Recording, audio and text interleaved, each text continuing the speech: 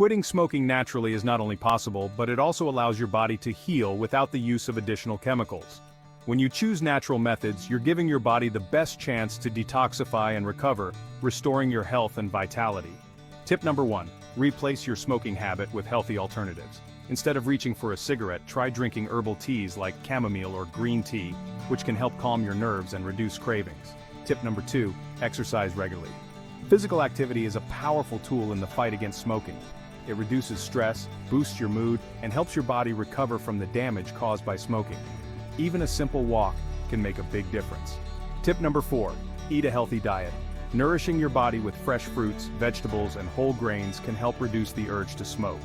A healthy diet supports your body's natural detox process, making it easier to quit smoking.